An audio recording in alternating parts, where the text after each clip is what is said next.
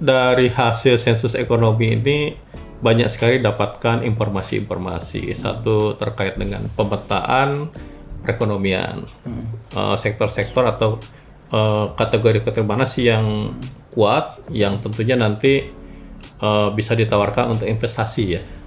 Sekarang orang takut yaitu tadi datanya akan bobol digunakan untuk pihak-pihak lain. Ya sekali lagi Dijamin ya, Pak, tadi ya? kan kita tidak akan mengeluarkan data individu. Jadi, artinya yang kita keluarkan nanti dalam public relations itu adalah agregat ya. Nah ini pertanyaan yang saya tunggu-tunggu nih. Karena kan ujung-ujung ke sana ya. Iya.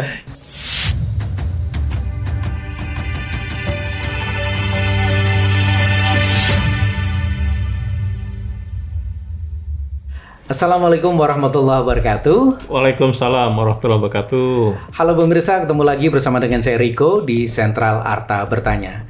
Terima kasih untuk Anda yang sudah mengikuti channel kami di BPR Sentral Arta, dan kita kali ini akan coba mengobrol sedikit melebar dari topik yang biasanya kita bicarakan ya. Jika sudah pernah budaya, kemudian juga pemerintahan, tapi yang ini nggak jauh-jauh juga.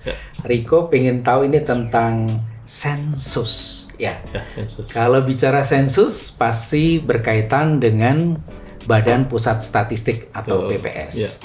Dan dalam benak Riko, dalam pikiran Riko, yang namanya sensus pasti sensus penduduk. Dan ternyata ada sensus lainnya. Pernah juga setelah dicari ada sensus pertanian dan juga ada sensus ekonomi. Tentu saja Riko tidak akan berbicara banyak soal sensus karena bukan bidangnya. Nanti malah tidak kena substansinya. Untuk itu kita akan langsung menggali informasi lebih jauh, lebih dalam dengan beliau yang lebih berkompeten, Kepala BPS Kota Tegal, Bapak Eman Sulaiman, STMAP. Assalamualaikum. Waalaikumsalam warahmatullahi wabarakatuh. Apa kabar Pak Eman? Alhamdulillah sehat. Sama ya? Alhamdulillah sehat Pak. Ya, kalau lihat dari namanya Pak Eman Sulaiman, ini dari Sunda ini Pak? Ya, dari Indonesia ya. Dari Indonesia. Oke, Indonesia, masih Indonesia. Baik Pak Eman, di Tegal sudah berapa lama ya? Kalau di Tegal menjelang 2 tahun ya. Menjelang 2 tahun. Sebelumnya di Denpasar, di Singaraja, di Bandung. Bandung, Jawa Barat? Ya, Jawa Barat. Oke. Kalau di Bali ada Badung ya Pak ya? Ada Badung. Badung juga ya. Oke. Kuliner apa Pak yang paling disukai dari Pak Eman kalau di Tegal ini Pak? Sate lah. Sate ya Pak? Sate. Sate Bukan cepe, satenya. Sape lagi. Sate kambing ya Pak? Sate kambing, ya Sate udah kambing. ya. Wah, ini ternyata penggemarnya cukup banyak ini Pak. Banyak. Sudah disensus berapa Pak warung sate? Nggak terhitung di sini. Nggak terhitung. Banyak. Kebanyakan. Banyak ya? Oke. Meskipun Kota Bahari. Kota Bahari. Tapi justru kulinernya adalah sate. Iya. Orang tetap bertanya tentang sate kambing. Sate kambing. Tiap-tiap yang teman kesini nanyanya Sate bukan ikan bakar. Bukan ikan bakar malah. Ini sebuah anomali atau gimana?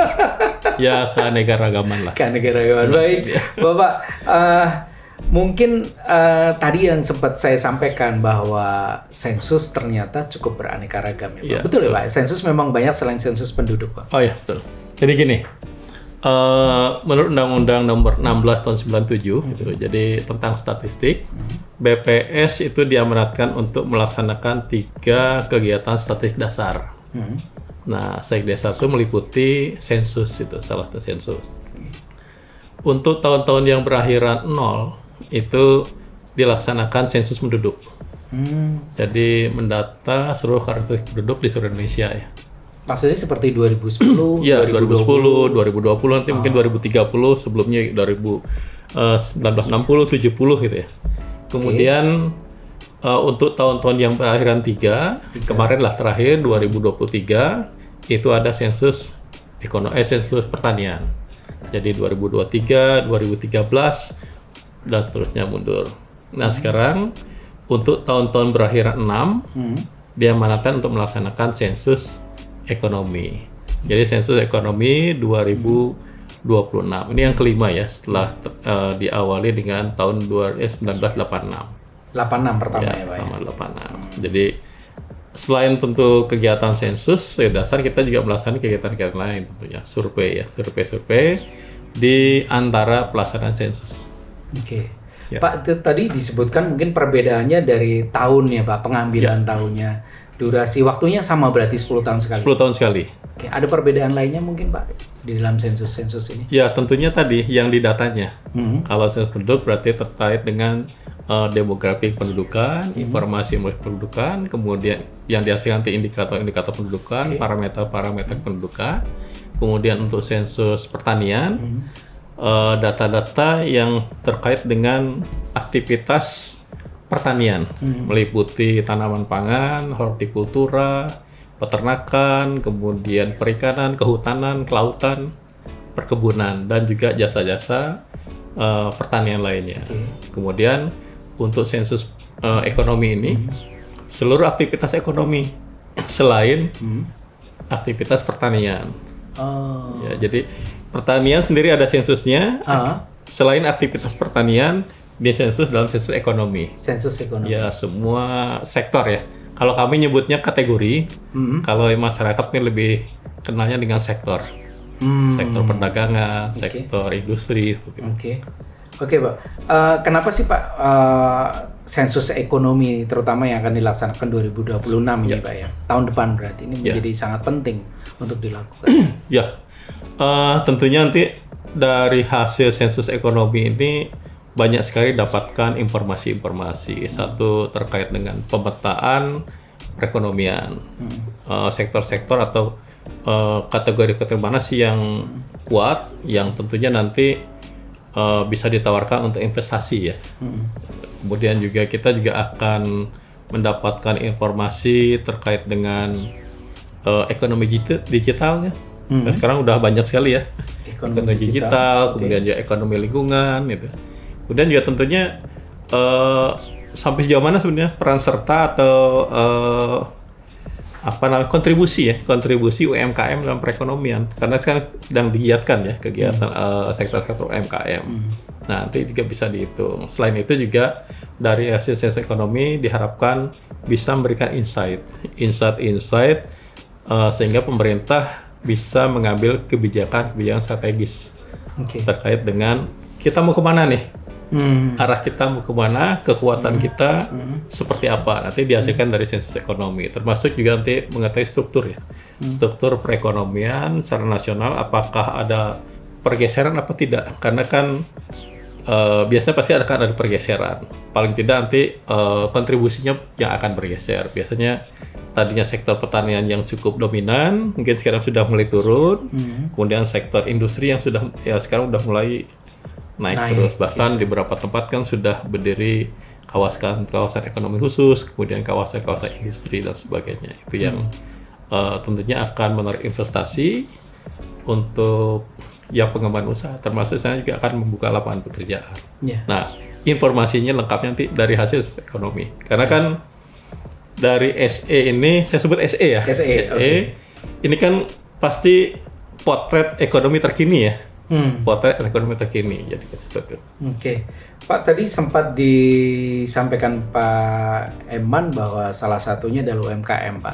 Sektor atau bahasanya kategori ya Pak. Tadi kategori. Pak Eman mengatakan kalau di BPS mengatakan kategori.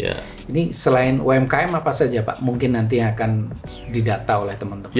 Sebenarnya kalau dari sisi sektor tadi saya sampaikan, selain pertanian itu yang didata itu adalah sektor industri. Industri manufaktur, ada pertambangan penggalian, kemudian ada pengadaan air, misalnya seperti PDAM dan sebagainya, kemudian ada pengelolaan limbah, lingkungan dan sebagainya, ada sektor konstruksi, kemudian perdagangan, akomodasi, rumah makan, komunikasi, informasi, perhotelan, termasuk juga jasa-jasa perusahaan, keuangan, termasuk pendidikan, jasa pendidikan, dan juga untuk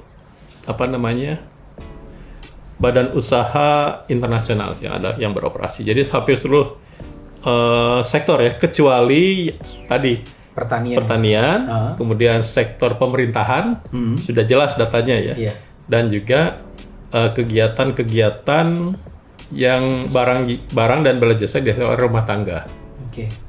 Dalam bentuk balas jasa ya, misalnya kan di rumah tangga itu kan ada misalnya kita punya asisten ya, Ya, nah itu asisten tidak rumah tangga. termasuk. Oh, itu tidak termasuk ya, Pak? Tidak didata, ya. Iya.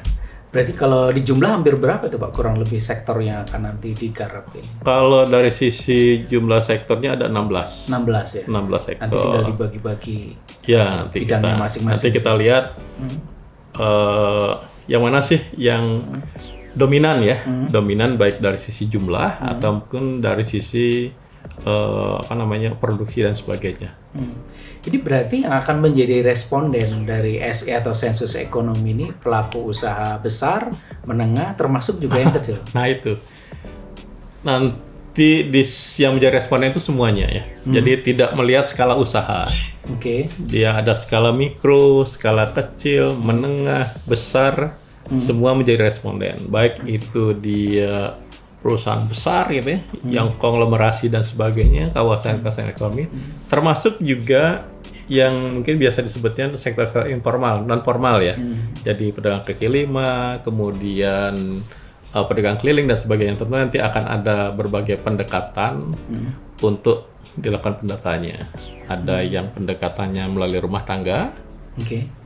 Kalau rumah tangga itu misalnya kan yang keliling dan sebagainya, kaki lima kan nggak jelas tempatnya ya, nggak jelas tempatnya. Jadi nanti itu pendekatannya dari rumah tangga.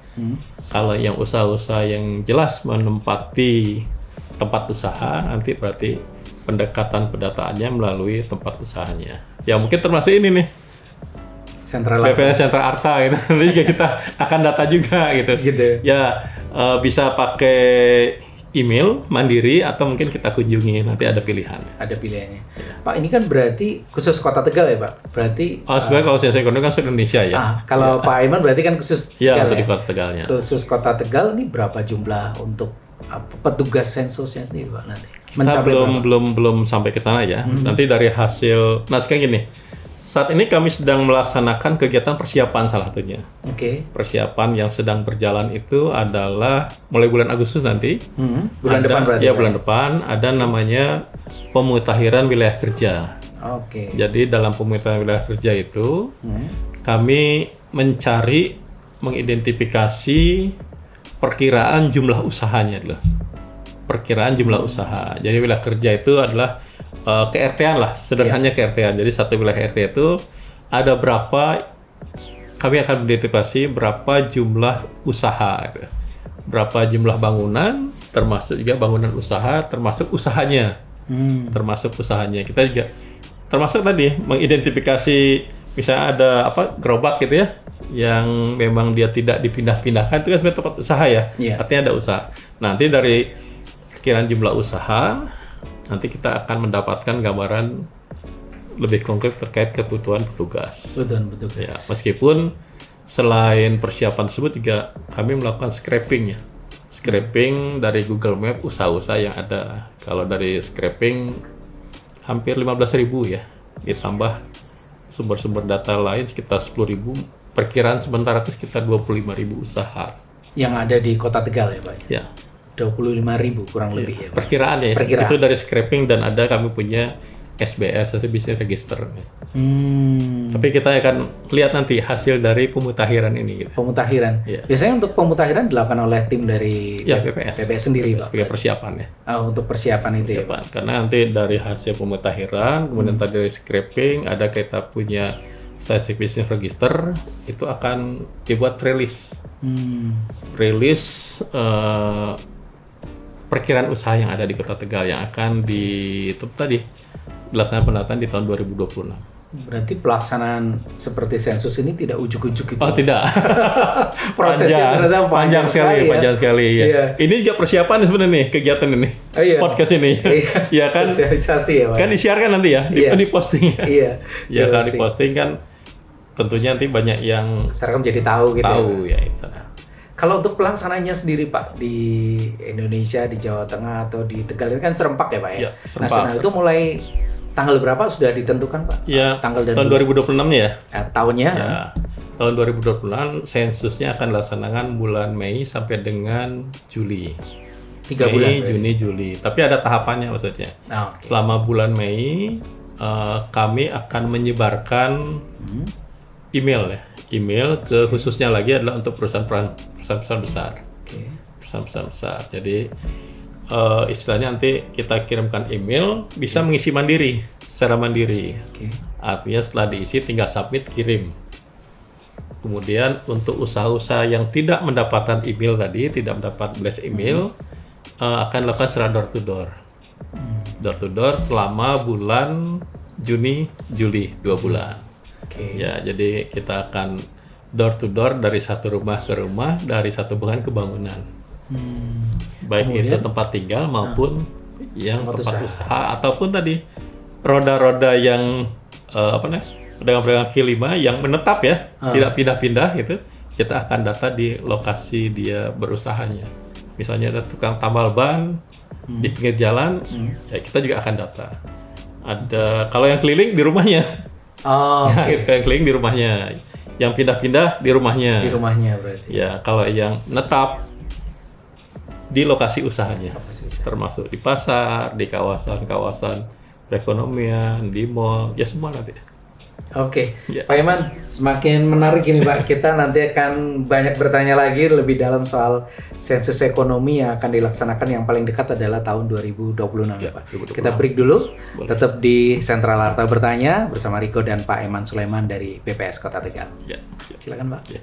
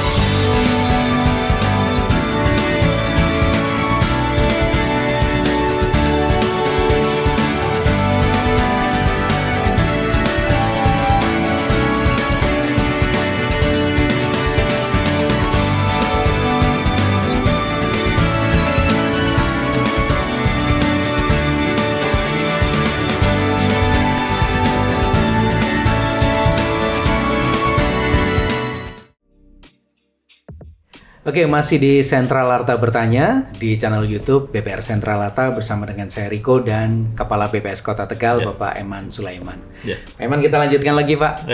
Tadi cukup seru.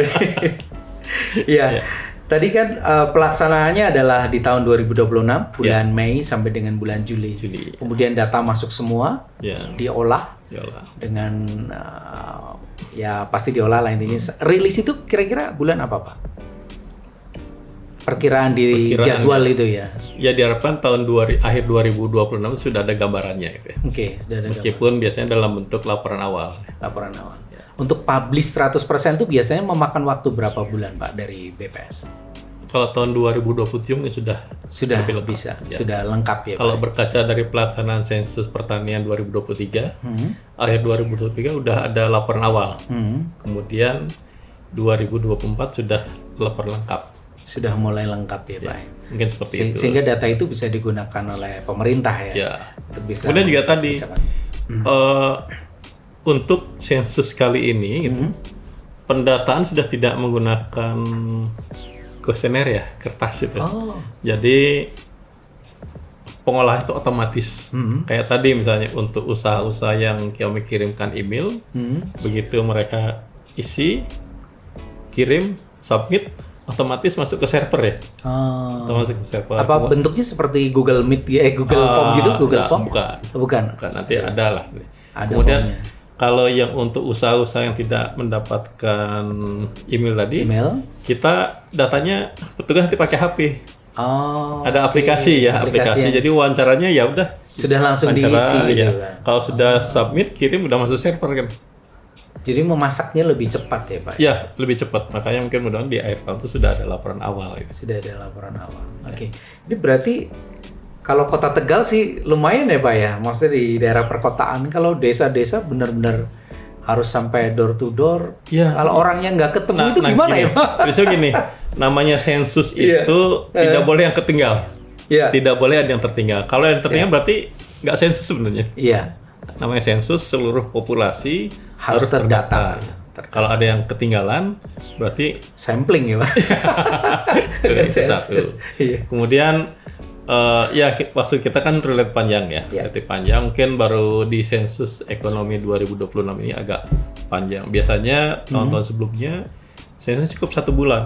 1 bulan, tapi mungkin dengan adanya berbagai karakteristik, kebanyakan dan sebagainya, dengan pertimbangan berbagai macam, kita putuskan 3 bulan. Kemudian dengan tadi modenya ada KEWI itu yang kita email itu KEWI pakai komputer saja. Kemudian kalau yang ke rumah tangga, kebun dan sebagainya itu KEPI. KEPI. Jadi sebenarnya komputer juga, cuma melalui wawancara petugas.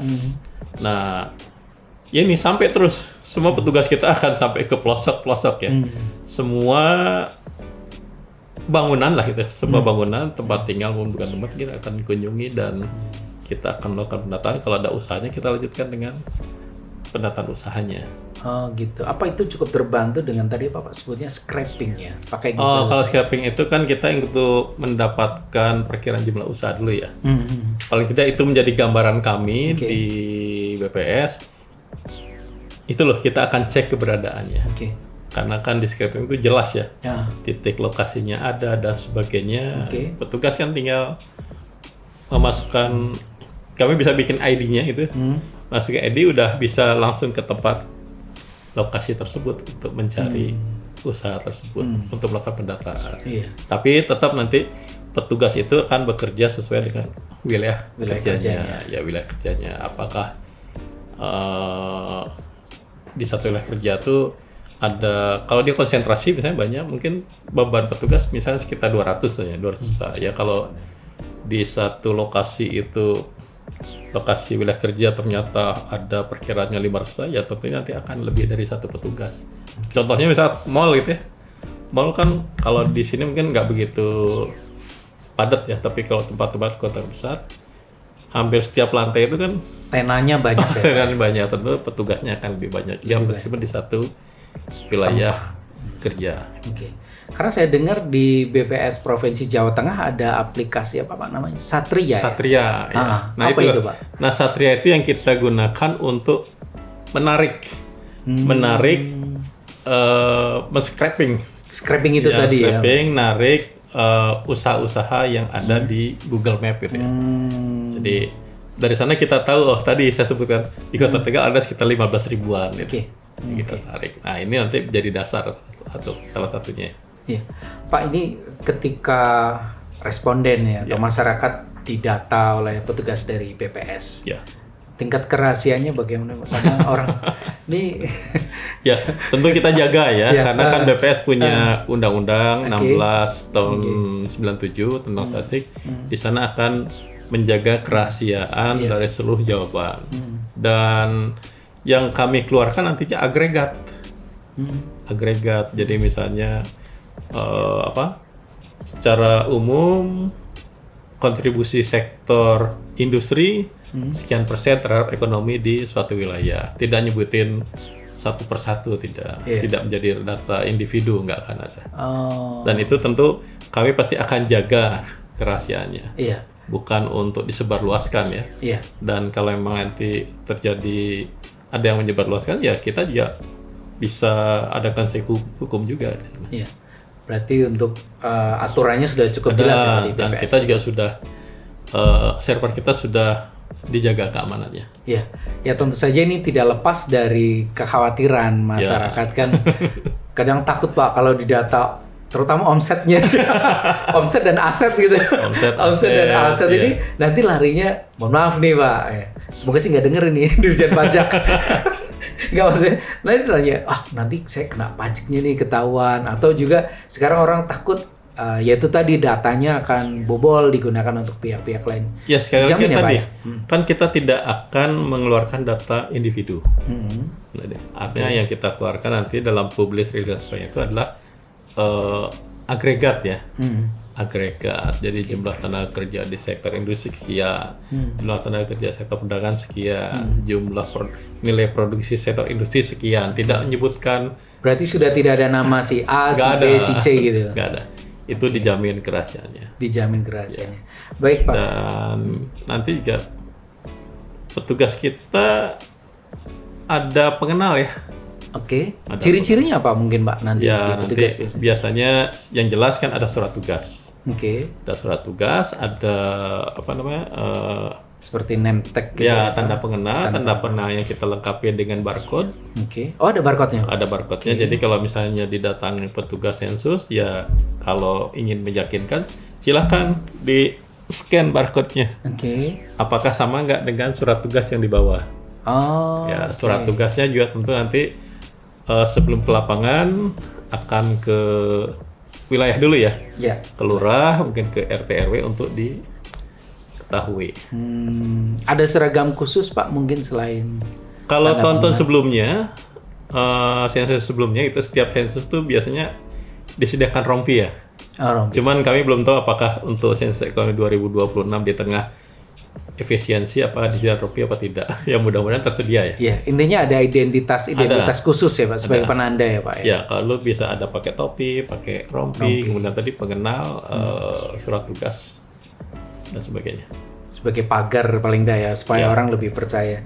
Pak, ini kan dari kegiatan yang dilaksanakan sensus ekonomi atau SE ini, masyarakat pasti biasanya tanya apa untungnya bagi saya. Apalagi kalau udah bicara pelaku UMKM kecil ya mungkin ketika diminta waktunya dia juga waktu itu adalah produktif buat dia.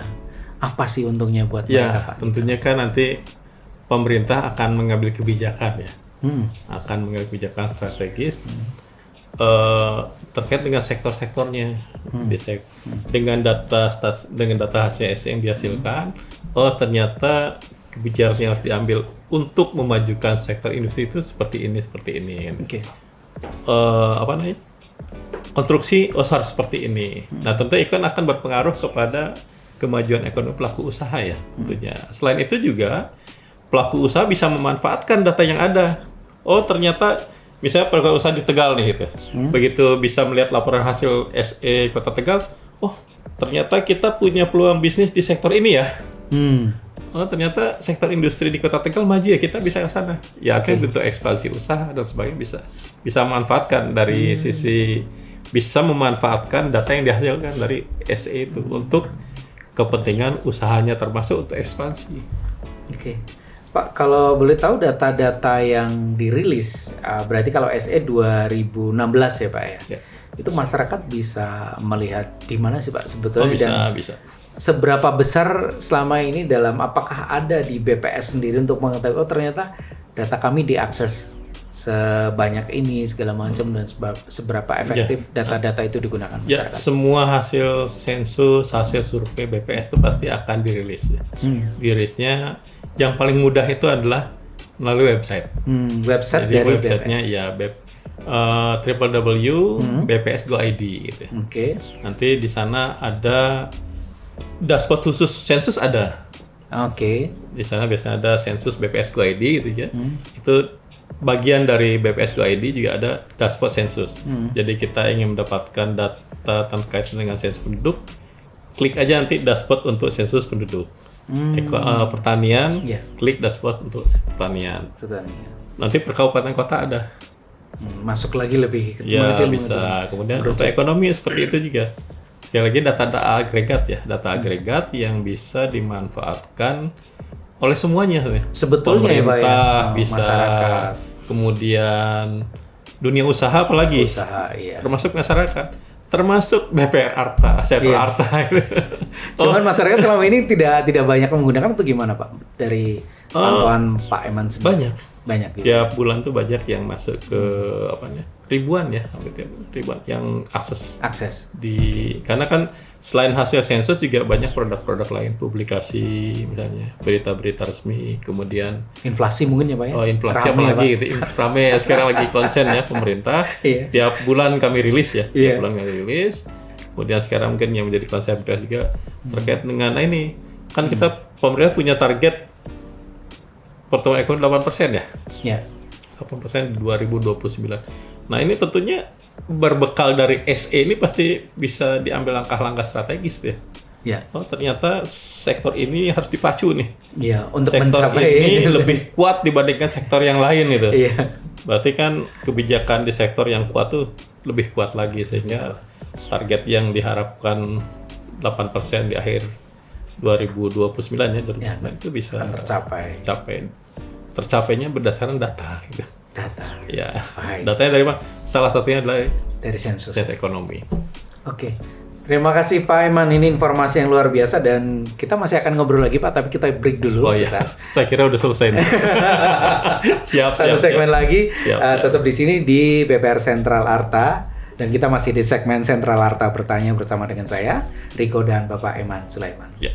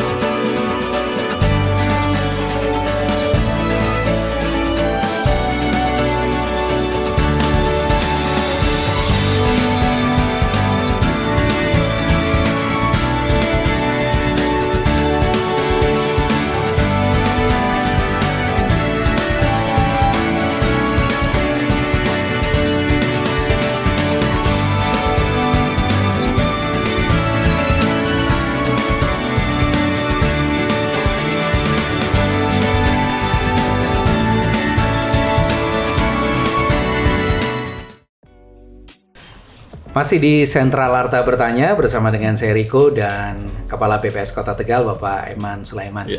Pak Eman, kita lanjutkan lagi Pak Eman. Ini tadi kan ada tahapan ya Pak ya, Mei, Juni, Juli. Kemudian di bulan Juni dan Juli adalah petugas langsung door to door ya Pak, langsung kepada masyarakat untuk mengambil data atau pendataan. Bagaimana kalau di dalam 2 bulan ini kan bisa jadi tidak ketemu ya, ini kita berandai-andai tidak ketemu. Nah ini gimana Pak? Adakah alternatif lain nanti yang akan dilakukan oleh baik pihak dari BPS atau juga barangkali si warga ini kok ingin tergerak juga, dia kemudian di akhir-akhir periode ingin aktif memberikan data, ini caranya seperti apa Pak? Ya, oke. Nanti di bulan Mei pertama dulu kembali saya ulang. Mei kan perusahaan-perusahaan yang besar lah itu.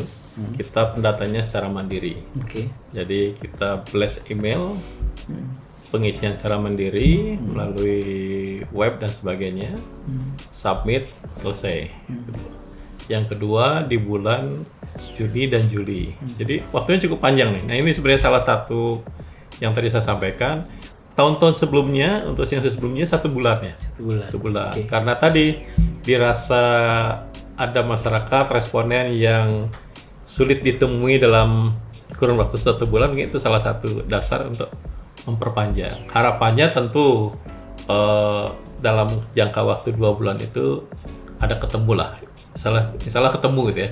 Karena kan kita juga akan menginformasikan kegiatan sensus ini kan bukan hanya datang langsung saja, tetapi kan sebenarnya ada persiapan lain yang kita lakukan sebelum bulan Mei ya, bahkan dari sekarang, dari tahun 2026 ini kan 2025 ini tadi yang ada kegiatan pemutakhiran wilayah kerja, kemudian kita menginformasikan juga koordinasi dengan OPD, kemudian dengan kita nanti rencana juga dengan dunia usaha dan sebagainya untuk menyampaikan, dan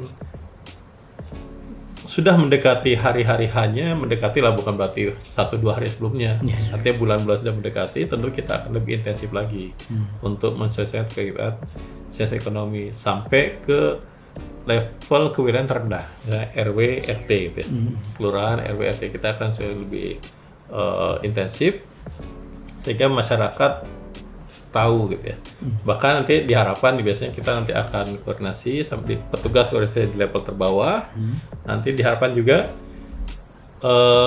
para pengurus tadi RT dan RW juga bisa menginformasikan di grup warganya gitu ya. Bahwasanya selama bulan Juni, Juli akan dilaksanakan sensus ekonomi. Bahkan mungkin nanti bisa menyampaikan juga petugas yang akan melakukan pendataan di wilayah kita ini siapa loh gitu. Karena sudah kan keluar jelas nama ya. Gitu ya. Nah, kan nanti tadi petugas pasti akan datang dulu ya, ke betul. Pak RT, Pak RW untuk keluaran wilayahnya, mengenalkan surat dan sebagainya. Harapannya nanti informasi itu juga diteruskan ke grup warga. Jadi Betul. tahu gitu ya. Iya. Bahkan sampai bila perlu sampai gini. Tanggal sekian akan ada sensus petugas ekonomi, namanya Ini. ya, artinya kalau ada nama lain kan bukan petugasnya berarti itu. Iya. Nanti kalau misalnya ada yang datang, betul nggak namanya itu bisa di cross check ya Iya, dengan WA betul. gitu. Artinya seluruh rangkaian persiapan dilakukan, termasuk apalagi kalau di media sosial sudahlah, di media sosial udah keseringan ya, hampir Iya. setiap saat kita up terkait dengan persiapan pelaksanaan sensus ekonomi 2026 26 ini. Kalau untuk sosialisasi dan uji coba itu akan dilaksanakan mulai bulan apa Pak perkiraan? Ya kalau sosialisasi kan udah berjalan terus ya. Sosialisasi udah. Dari 2024 bahkan kita udah mulai 2024, 2025. Bahkan menjelang 2026 pun kita terus selama Akan belum masif kita gitu ya, mulai sosialisasi terus lakukan. Oke. Baik itu lebih banyaknya mungkin kita ke media sosial ya, media sosial. Ya, kemudian tadi surat dan sebagainya, koordinasi kolaborasi. Ya mungkin juga akan ada beberapa kegiatan meeting. Kalau memungkinkan gitu ya, memungkinkan kita juga akan laksanakan khususnya dengan dunia usaha ya, dunia usaha. Karena kan termasuk ya dengan asosiasi-asosiasi kita rencanakan. Iya. Kemudian apalagi yang banyak persiapan ya. Ya. Nanti sehingga informasi ini, nah itu persiapan hampir semua BPS ya. Ya. Bayangkan kalau misalnya ada sekitar 600 satker BPS yang posting tentang SE gitu ya. Ya mungkin informasinya FYP ya Pak ya? sudah tersebar mungkin Tersebar, ya. Sudah tersebar gitu ya, sudah tersebar gitu. Belum lagi mungkin pada saat-saat tertentu, momen-momen tertentu juga semua pegawai BPS gitu, salah satunya akan update status yang sama se-Indonesia. Oh iya. Ya, kalau 20.000 ya, se-Indonesia 20.000 pada hari yang sama update status tentang SE itu kan bagian juga sosialisasi ya. Iya. Dan pada ya tadi momen-momen terus termasuk ya pasti nanti pada saat hari statistik ya 26 September pasti itu lebih masif lagi. Ya karena menghadapi tahun depan ya Pak ya. Ya. Gawe yang besar. Panjang. Pak mungkin ada yang mungkin terakhir ini Pak, pesan yang ingin dipertebal lagi kepada masyarakat Ya, tentang pra pelaksanaan kemudian nanti untuk suksesnya dari sensus ekonomi tahun 2026. Nah ini pertanyaan yang saya tunggu-tunggu nih. Karena kan ujung-ujung ke sana ya. Iya. Kita terangkan bagaimana. Nah tentunya satu kita harapkan nanti responden dunia usaha masyarakat dapat menerima petugas ya, menerima petugas sensus ekonomi dan memberikan jawaban yang sejujurnya. Ya tetap sejujurnya jangan yang dibuat-buat ya. Jadi sejujurnya. Kedua yang sudah mengetahui, nah sudah mengetahui ada pelaksanaan ekonomi, tentu mohon bantuannya juga untuk mensosialisasikan ya. Karena kan tidak cukup sebenarnya 20.000 orang ya. Mungkin juga Mas Riko termasuk nanti. Iya. Kalau ada yang tanya-tanya sensus ekonomi udah lebih tahu ya. Iya. Teman-teman Bisa menyampaikan. ini, bisa menyampaikan. Oh iya kemarin saya ketemu dengan kepala BPS nih cerita begini-begini. Bisa menyampaikan, artinya seperti itu. Jadi terima petugas, berikan jawaban yang sejujurnya. Baik itu kepada masyarakat, termasuk juga dengan dunia usaha. Karena sekali lagi kita ingin membangun itu dasarnya adalah data ya. Ya kita mau ngapain aja pasti butuh data ya. Betul. Saya mungkin mengutip sedikit kemarin ada ini. Bahkan mungkin yang mau mencuri pun gitu pasti butuh data ya. Betul ya? Iya. Jam berapa kosongnya data itu gitu. Iya. Apalagi pemerintah yang ingin mensejahterakan Masyarakat, rakyatnya. 200 hampir 290 juta warganya. Butuh data, salah satu sumber butuh data kebutuhan dari sensus ekonomi gitu ya. Dan dari survei-survei ataupun sensus yang lain. Kalau nggak ada data kita mau buat apa, dasarnya nggak punya ya. Iya. Ya mau perbaiki jalan, punya uangnya tapi nggak tahu jalan mana yang harus diperbaiki karena nggak punya datanya. Betul. Data jalan yang rusak yang mana ya? Iya. Padahal uangnya punya gitu. Jangan-jangan nanti yang akhirnya seperti itulah. Jadi kita butuh data untuk mengambil kebijakan strategis, kebijakan untuk monitoring evaluasi. Baik itu di level terendah sampai dengan level yang tertinggi, dari desa sampai dengan nasional.